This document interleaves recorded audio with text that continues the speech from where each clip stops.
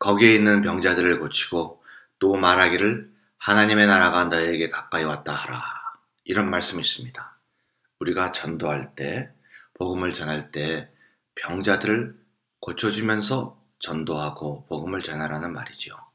자, 그렇다면 이러한 치유사역은 어떻게 하는가가 우리가 오늘 공부할 내용입니다. 오늘 공부할 내용은 세 가지로 되어 있습니다. 첫째로 아프신 분, 환자는 어떻게 기도해야 되는가? 환자는 치유사역에 어떻게 접근해야 되는가?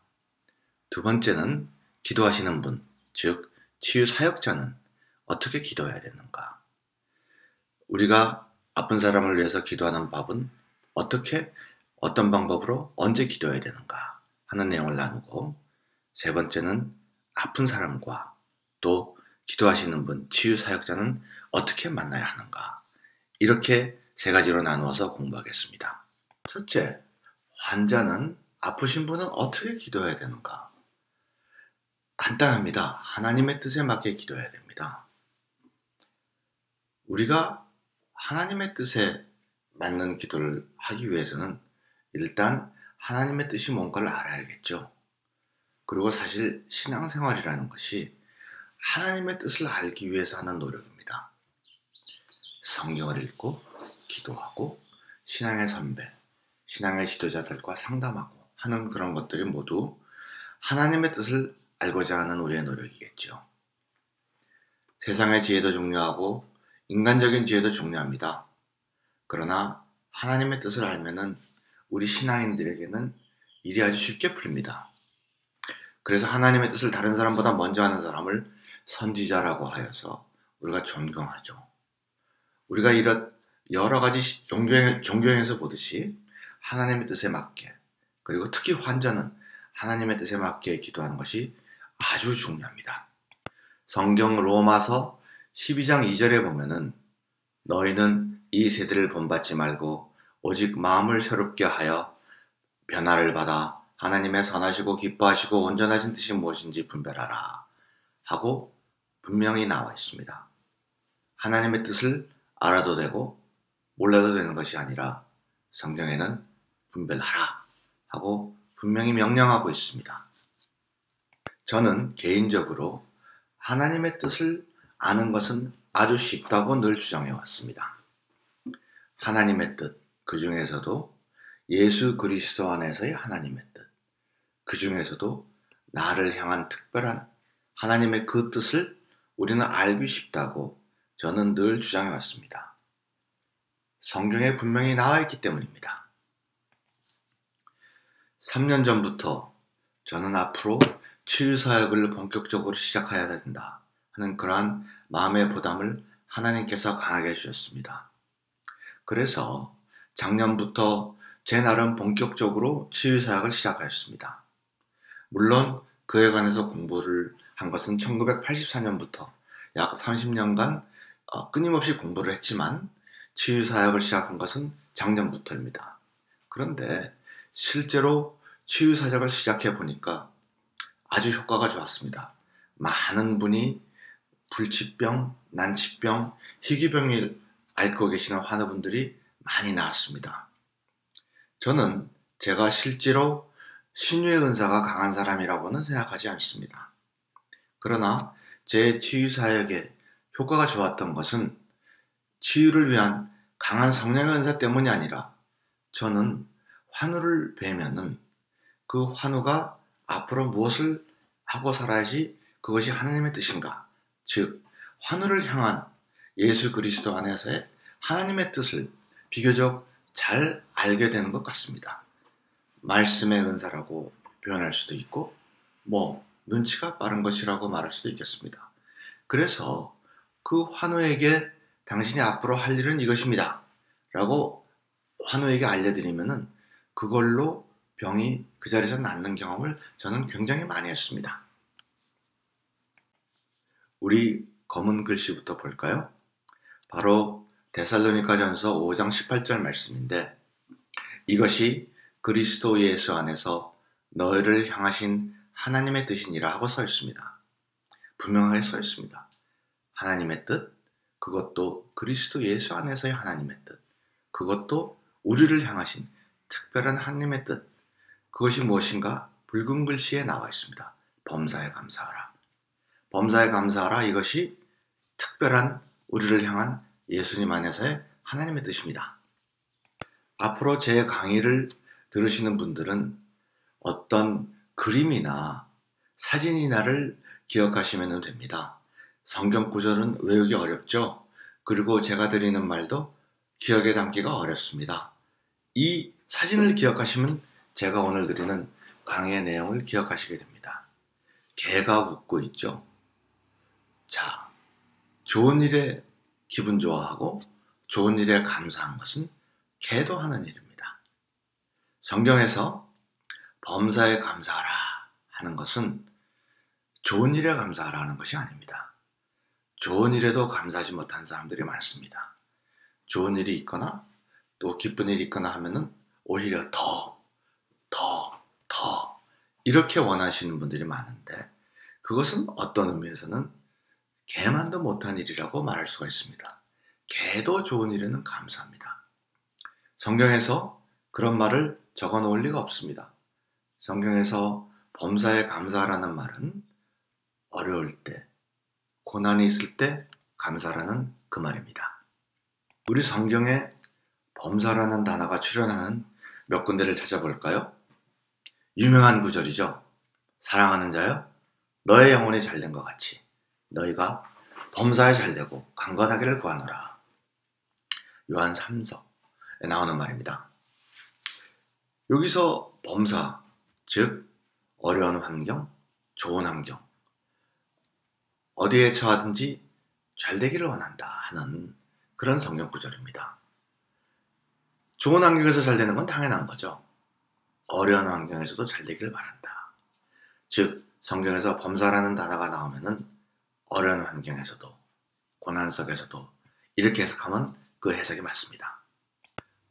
빌립보서 4장 6절에 보면은 아무것도 염려하지 말고 다만 모든 일에 기도와 간구로 너희 구할 것을 감사함으로 하나님께 아뢰어라 하고 말이 나옵니다. 즉 모든 일에, 어려운 환경 속에서, 고난 속에서 무엇으로? 감사함으로. 즉 하나님께 우리가 무엇을 부탁할 때, 하나님께 무엇에 관해서 하여 주십사 하고 기도할 때, 간구할 때 우리가 구할 것을 무엇으로? 감사함으로. 감사함으로 하나님께 기도하라, 감사함으로 하나님께 아뢰어라 하고 나옵니다.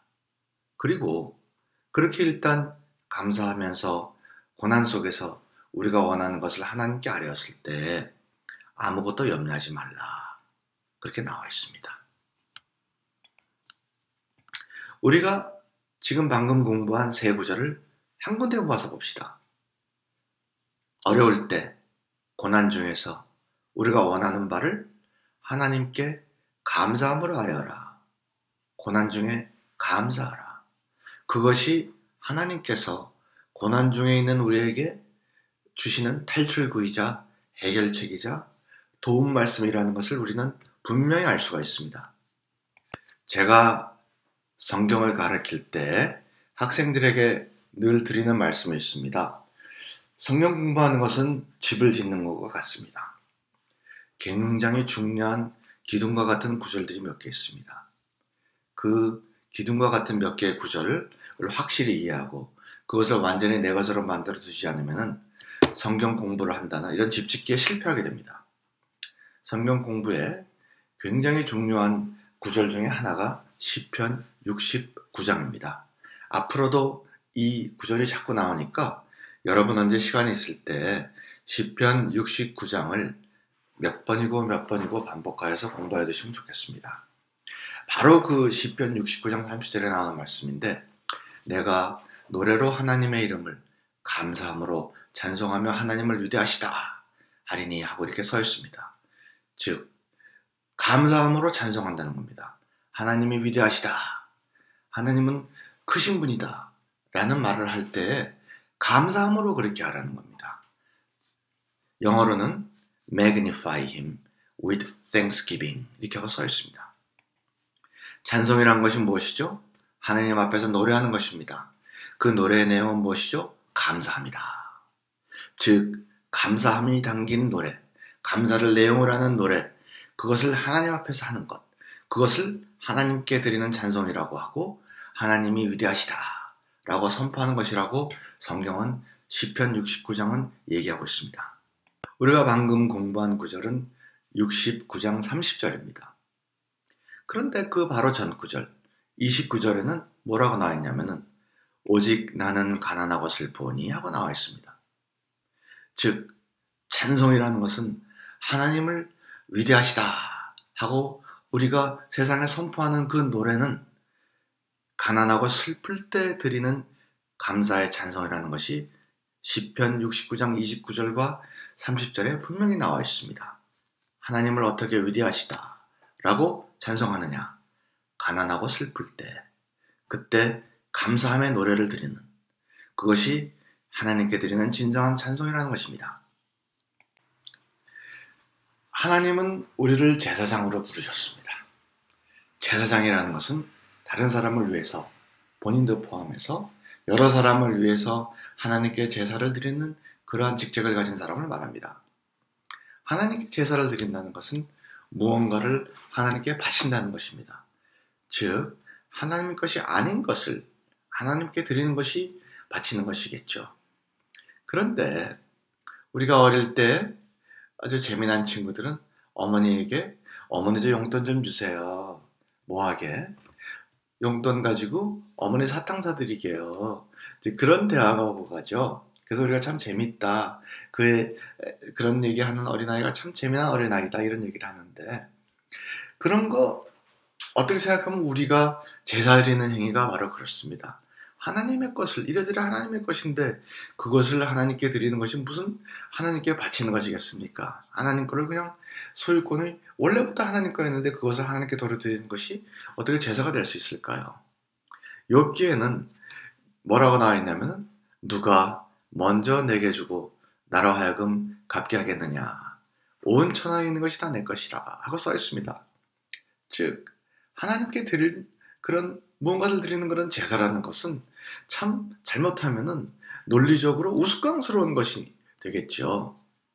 우리가 하나님께 드릴 수 있는 유일한 제사, 그것은 감사라는 겁니다. 어려울 때 감사하는 것이 우리가 하나님께 드릴 수 있는 유일한 제사라는 겁니다. 자, 시편 50장 23절을 볼까요?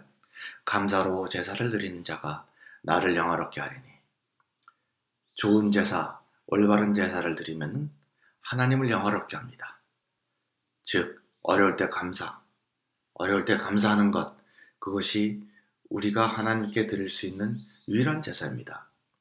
위에서도 말씀드렸던 것처럼 이 세상의 모든 것이 하나님 주신 것입니다. 이 세상의 모든 것이 이미 하나님 것입니다. 우리가 우리 의지로 선택할 수 있는 유일한 자유의지를 실행할 수 있는 유일한 환경은 어려울 때 감사하는, 어려울 때 내 자유의지로 감사하는 그것이 하나님을 영화롭게 하는 것입니다. 성경에서는 우리에게 하나님께 함부로 서원하지 마라, 하나님께 함부로 약속하지 말라 하고 써 있습니다. 근데 우리는 늘 하나님 앞에 약속을 합니다. 새벽 기도에 늘 가겠습니다. 헌금을 얼마 하겠습니다. 알게 모르게 그런 약속을 하나님께 많이 하고 지내죠. 그러나 하고 있는 사업이 잘 안 된다거나 또 직장을 잃는다거나 그런 상황이 발생하면은 비록 내 뜻은 하나님께 드린 약속을 지키고 싶다 하더라도 환경이 그것을 불가능하게 하는 경우가 많이 발생합니다. 그래서 내가 어떤 서원을 하고 그것을 지키고 싶었으나 지키지 못하는 환경이 발생했다. 그건 어쩔 수 없습니다. 그런데 하나님께 내가 어려운 경우에도 감사하겠다. 시편 50장 14절에 나오는 말씀처럼 감사로서 하나님께 제사를 드리는 것, 그렇게 제사를 드리겠다는 것을 하나님께 서원하는 것, 그것이 우리가 하나님께 드릴 수 있는 유일한 서원입니다. 우리가 하나님께 드릴 수 있는 유일한 제사가 어려울 때 감사드리는 것이 하나님께 드릴 수 있는 유일한 제사이고, 그러한 제사를 드린다는 것, 그러한 제사를 어떠한 환경에서 드리겠다는 것, 그것이 우리가 하나님께 드릴 수 있는 유일한 약속이자 유일한 서원입니다. 그렇게 해야지 환난 날에 나를 건지신다, 환난 날에 우리를 건지신다 하는 약속이 바로 시편 50장 14절에 나옵니다. 감사로 하나님께 제사를 드리며 지존하신 하나님께 너의 서원을 갚으며 환난 날에 나를 부르라. 내가 너를 건지리니 네가 나를 영화롭게 하리라. 그래서 어려울 때 감사하는 그런 서원을 하나님께 하고, 어려울 때 감사함으로 하나님께 제사를 드리고, 그래서 하나님께서 우리가 곤란할 때 우리를 건지시고, 우리가 어려울 때 하나님을 향하여 부르짖으면 우리를 건지시고, 바로 그렇게 하는 우리의 삶, 하나님과의 관계, 그러한 신앙생활이 하나님을 영화롭게 하는 신앙생활이라는 것을 우리가 알 수 있습니다. 로마서 12장 1절에 보면은 너희 몸을 하나님이 기뻐하시는 거룩한 산 제물로 드리라 하는 말이 나옵니다. 그리고 그것이 우리가 드려야 할 영적 예배라고 써 있습니다. 그런데 듣기에 따라서는 참 이게 이해하기가 어렵습니다. 순교하라는 말인지, 또 우리 몸에 어떤 장기를 내어놓으라는 말인지 이해하기가 어려운데, 우리가 방금 공부한 감사로서 제사를 드린다, 고난 중에 감사하는 것이 우리가 드릴 수 있는 유일한 예배다, 우리가 드릴 수 있는 유일한 제사다, 그것을 배우고 나면은 이 구절이 쉽게 이해가 됩니다. 우리가 드릴 수 있는 영적 예배, 우리가 드릴 수 있는 제물, 우리가 드릴 수 있는 삶, 우리 몸을 드린다는 것은 순교하라는 그런 특별한 경우도 있겠죠. 그러나 우리가 지금까지 공부한 것을 결론지어서 생각해 보면은 고난 중에서도 감사하는 것, 그것이 우리 몸을 하나님이 기뻐하시는 거룩한 산제물로 드리는 것이요, 그것이 우리가 드릴 영적 예배이다 라는 것은 결론적으로, 논리적으로 너무도 분명합니다. 우리가 성경을 공부할 때 어떤 한 구절을 놓고 한 구절을 붙잡고 열심히 공부하는 것도 좋은 방법이긴 하지만은, 항시 앞뒤 구절을 같이 놓고 또 그 전체의 맥락을 살펴서 공부하는 것이 굉장히 중요합니다. 우리가 방금 공부한 로마서 12장 1절 말씀을 로마서 12장 2절 말씀과 같이 놓고 우리 두 구절을 같이 놓고 한번 공부해 보죠. 너희 몸을 하나님이 기뻐하시는 거룩한 산 제물로 드리라. 그런 말이 12장 1절에 나와 있고, 12장 2절에는 하나님의 뜻이 무엇인지 분별하라 하고 나와 있습니다.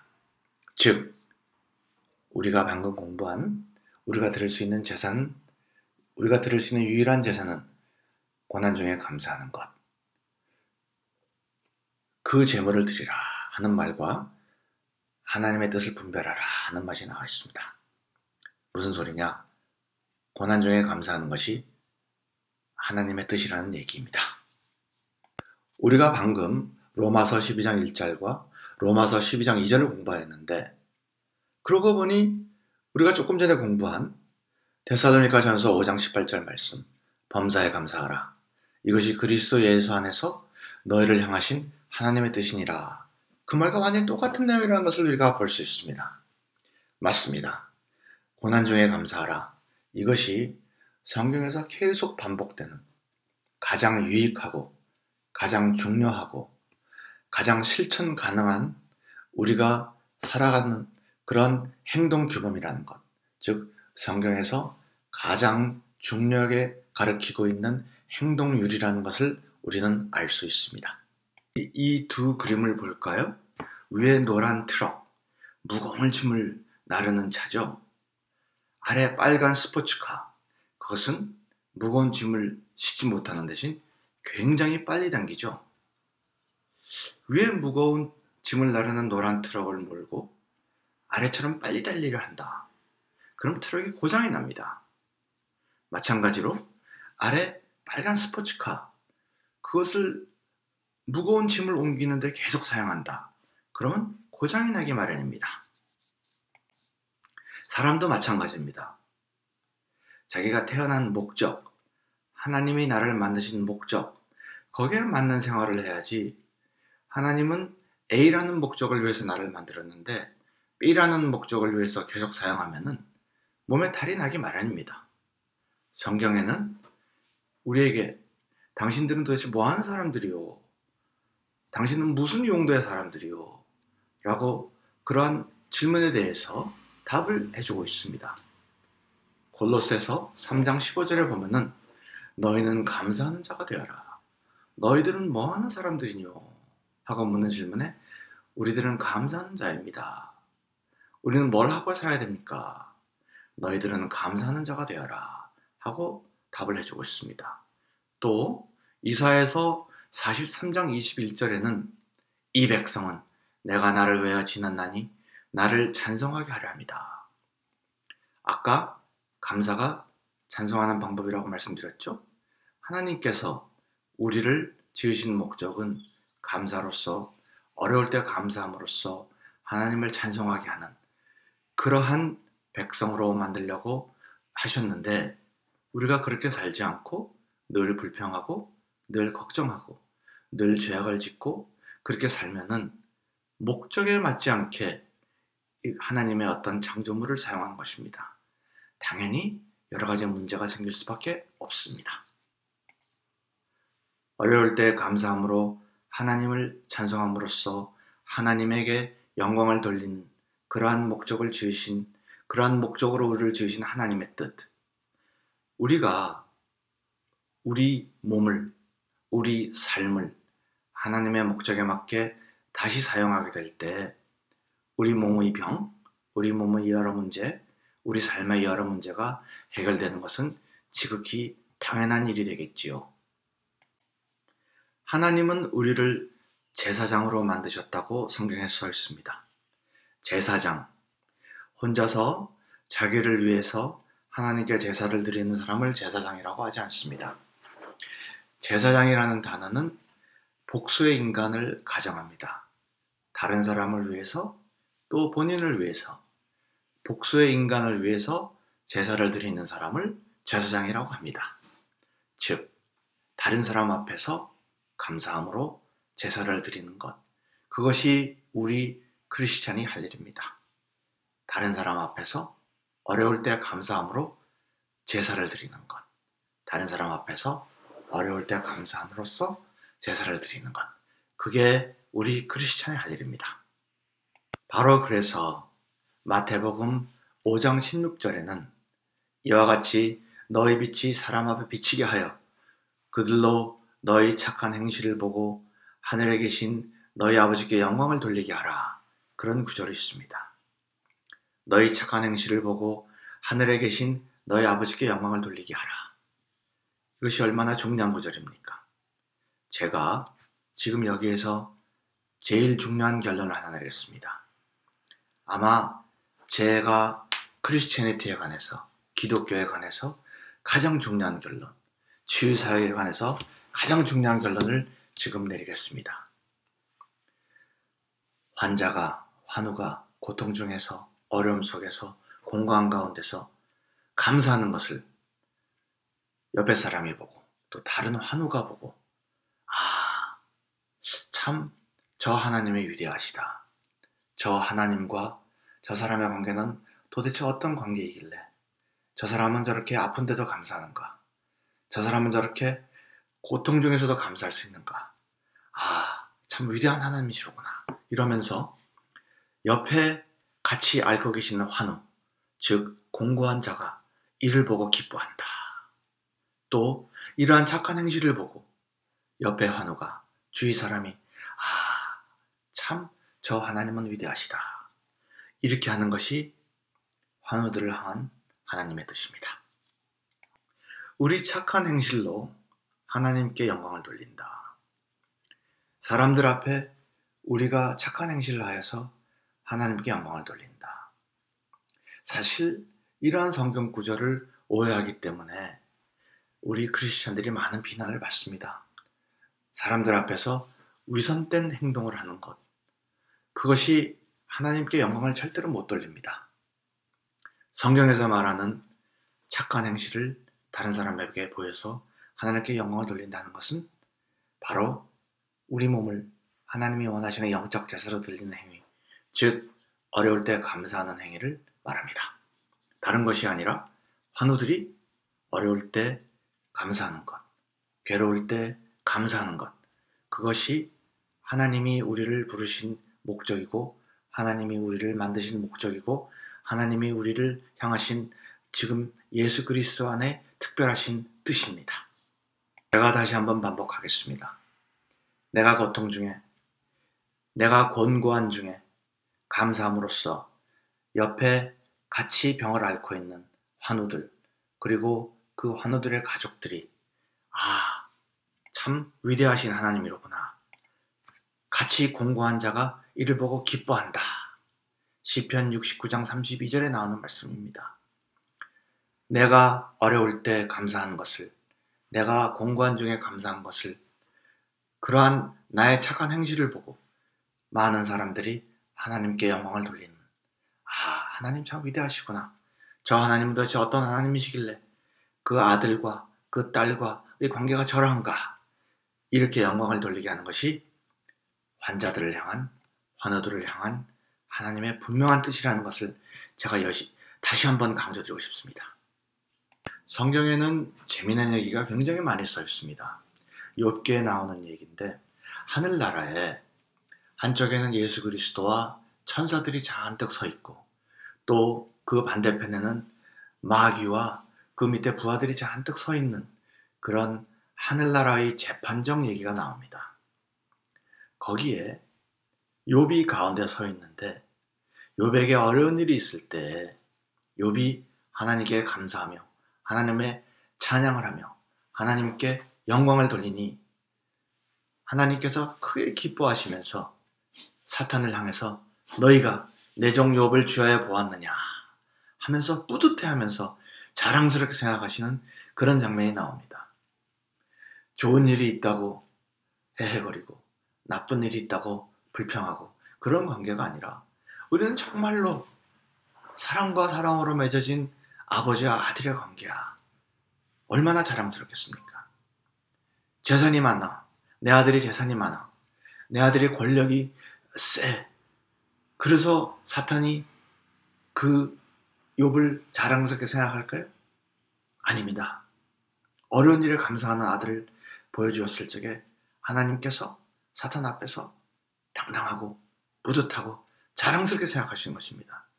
제가 늘 하는 얘기인데 전에도 말씀드렸지만 재벌 아버지들이 참 제일 듣기 싫어하는 말이 자식들이 자기들한테 잘하는 것이 아버지 재산을 보고 아버지 재산을 탐내서 잘하는 것이라는 말을 제일 듣기 싫어한다고 제가 늘 말하죠. 하나님께서 사탄 앞에서 세상 앞에서 제일 뿌듯해하고 제일 자랑스럽게 생각하는 사건이 무엇이냐? 자기의 아들, 딸들이 어려울 때도 하나님께 감사하고 영광을 돌리는 바로 그 사건인 것이죠. 부모님들은 자식 자랑하는 순간이 제일 기쁜 순간입니다. 하나님도 마찬가지입니다. 우리가 하나님의 자랑거리가 되는 것, 그 순간이 하나님을 제일 기쁘시게 하는 순간입니다. 이 성읍이 세계 열방 앞에서 나의 기쁜 이름이 될 것이며 찬송과 영광이 될 것이요. 그들은 내가 이 백성에게 베푼 모든 복을 들을 것이요. 내가 이 성읍에 베푼 모든 복과 모든 평안으로 말미암아 두려워하며 떨리라. 하나님께서 우리를 기뻐하실 때, 우리가 하나님의 자랑거리가 될 때 하나님께서 복을 주신다고 성경에 써 있습니다. 그래서 우리가 그 복을 받으면은 여호와께서 너를 그 지으신 모든 민족 위에 뛰어나게 하사 찬송과 명예와 영광을 삼으시고 라는 신명기 말씀도 있습니다. 우리가 하나님의 자랑거리가 되는 것, 재산과 권력과 명예와 학식 가지고 되는 것이 아닙니다.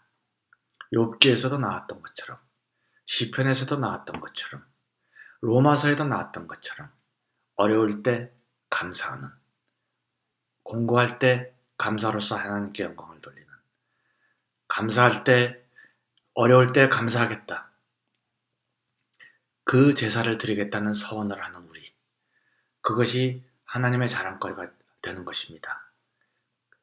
그로 인해서 우리가 큰 복을 받는 것입니다. 우리가 감사함으로 복을 받는다는 것은 성경이 얼만큼 분명하게 가르치고 있는 것이냐면은 히브리서 12장 28절에 보면은 은혜를 받자 하는 말과 감사하자라는 말이 동의로 대치하게 되어 있습니다. 즉 같은 말이라는 겁니다.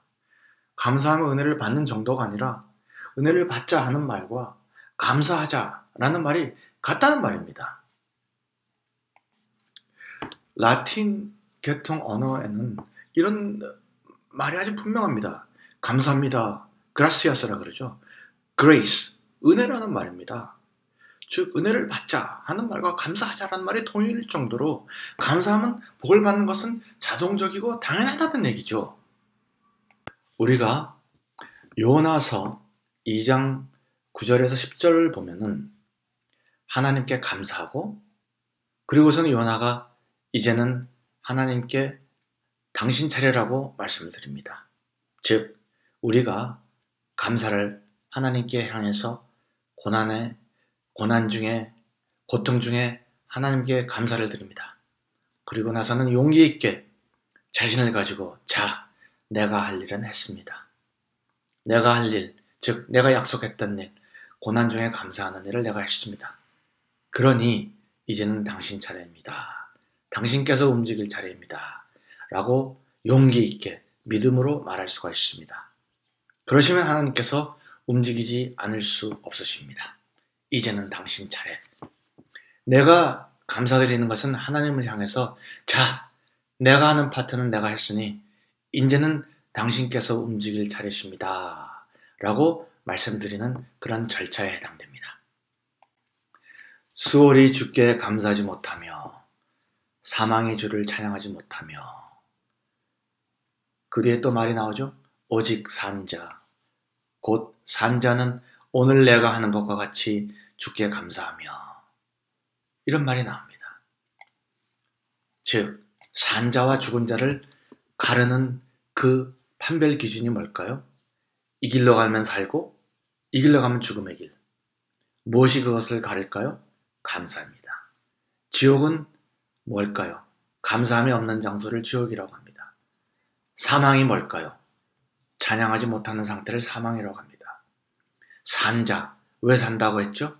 감사하느라고 산다고 했습니다. 즉 감사하면 그것이 우리가 사는 길을 선택하는 것이요, 감사하지 않으면 그것이 곧 우리가 지옥으로 가는 길입니다. 우리 환우 여러분들, 우리 같이 기도합시다. 우리가 그동안에 왜 감사 안 했던 거 정말 회개가 나오죠.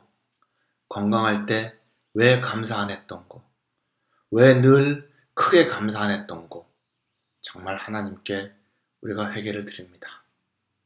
그리고 내가 아프다고 나를 위해서 기도해주고, 나를 위해서 온갖 일을 다 해주시고, 나를 위해서 온갖 치료를 다 해주시는 부인, 자녀, 그리고 교회의 형제 자매들, 우리 정말 감사합니다. 의사 선생님들 그렇게 열심히 공부하셔서 저를 위해서 그렇게 수고를 아끼지 않으시는 분들 참 감사드립니다. 좋은 약들, 좋은 병원들 감사드립니다. 우리가 약도 그리고 수술도 감사하면서 받아야지 부작용도 없어집니다. 하나님 아버지, 좋은 약 주셔서 우리에게 사용하게 해주신 것 감사드립니다. 그리고 같이 기도해 주시는 분, 치유 사역해 주시는 분들, 저처럼 다른 사람 위해서 아픈 사람 위해서 기도하는 그런 분들, 전 정말로 감사받기 위해서 이런 일을 하는 것은 아닙니다. 하나님께서 내가 하시기를 원해서 하는 거지, 내가 어떤 사람에게 감사하다는 말을 듣기 위해서 일을 하는 건 아닙니다. 그래도 치유 사역하는 사람들한테는 감사해야 됩니다. 그리고 자랑해야 됩니다. 그분 기도를 받았더니 많이 좋아졌다, 어떻게 낫다, 감사하고 여러 사람한테 알려야 됩니다.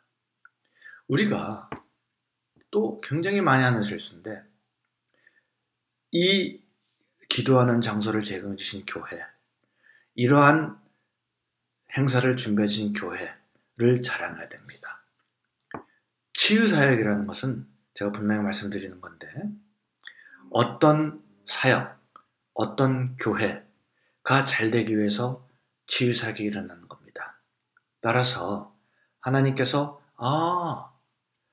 저 교회가 잘 돼야겠다, 저 목사님이 잘 돼야겠다, 저기가 부흥해야 되겠다, 그런 목적을 위해서 우리가 치유를 받는 것입니다. 그런 목적을 위해서 우리가 기적을 경험하는 것입니다. 따라서 이 교회, 이 목사님을 위해서 우리가 감사해야 됩니다. 내가 몸이 불편하면은 카톡으로라도 여러분에게 알려야 됩니다. 이 교회 참 좋다. 이 교회 은혜가 충만하다. 이 목사님은 설교 참 잘하신다. 난 여기서 참 좋은 은혜를 받았다. 큰 소리로 자랑해야 됩니다.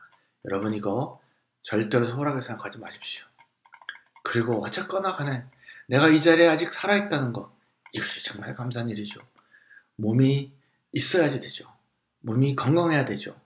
그런데 우리가 잘 모르는 것은 하나님께서 우리 몸을 매일 새롭게 해주신다는 것, 그걸 잘 모르고 있습니다. 하나님께서 후패한 몸은 썩지만 속사람은 매일 새롭게 한다고 성경에 써 있습니다. 하나님께서 우리를 매일 새롭게 해주시면 이거 정말 감사합니다. 또 하나, 아직 안 아픈 것도 많습니다. 하나님께서 우리를 치료하는 방법은 아직 안 아픈 곳에서 생명의 힘을 드러내어서 아픈 곳을 치유하시는 것입니다. 아직 안 아픈 곳, 정말 감사한 거기에 대해서 감사해야 됩니다. 그래야지 아픈 것도 고쳐주십니다. 우리가 치유사역을 하다 보면 제일 안타까운 것이 암 온몸에 퍼졌는데 기도했더니 거진다 났습니다. 근데 한두 군데 아직 남아 있습니다. 그러면은 그 깨끗해진 난 암에 대해서 감사해야 되는데 그 감사하는 게 아니라 아직까지 안 난 그 부분에 대해서 걱정합니다. 그러면 안 됩니다. 하나님 아버지, 내가 아직 안 아픈 곳, 아직 건강한 곳, 거기 너무너무 감사합니다. 하나님 아버지, 지금 나를 위해서 기도해 주신 분, 그 기도해 주신 덕분에 제가 여기가 나왔습니다. 감사합니다. 그러나 아직까지 안 난 곳이 여기 있습니다. 그것도 지금 이렇게 내가 건강하게 된 부분, 또 아직 건강한 부분, 그것을 지켜주신 것처럼 하나님 아버지께서 아직 남아있는 아픈 부분을 지켜주세요 하고 이렇게 같이 기도해야 됩니다. 하나님 아버지께서, 그리고 정말 아프시면 밤에 잠이 안 옵니다. 그러나 우리가 또 시편 42장 8절에 나온 것처럼 밤에는 찬송이 있어서 생명의 하나님께 기도한다. 하나님께서 내게 잠을 못 자게 한다. 그것은 밤에 찬송으로서 밤새도록 감사하겠다는 겁니다. 밤새도록 감사할 수 있는 기회를 주시는 겁니다. 우리가 살아있으면서 건강할 때 밤새도록 찬송하면서 밤새도록 하나님께 감사한 일을 안 하죠. 이제 우리가 이러한 고난 속에서 그런 기회를 얻는 것입니다. 밤에 잠이 안 오시면 잘됐다. 하나님께 밤새도록 한번 찬송하면서 밤새도록 감사해야지. 그렇게 하십시오. 그리고 하나님께서 우리가 그리고 우리가 뭐라고 기도해야 될지 모를 때 방언하세요. 방언은 우리가 뭐라고 기도할지 모를 적에 신음으로써 우리의 기도를 대신하여 주십니다. 우리의 말할 바를 하나님께서 대신하여 주시는 그 기도가 방언입니다. 하나님께서 우리를 위해서 기도하시는, 우리를 위해서 뭐라고 말할, 우리가 그 말을 모를 때 대신해 주시는 그 말이 바로 방언 기도입니다. 여러분, 방언 기도 열심히 하세요. 무엇보다도 우리를 위해서 십자가에 못 박혀 돌아가신 예수님이 제일 감사하죠. 그런 외아들을, 그렇게 아끼시는 외아들을 우리에게 이렇게 제물로 내어주신 하나님께 감사하죠. 외아들을 이렇게 내어주신 하나님께서 우리에게 그깟 병을 낫게 해주시지 못하겠습니까?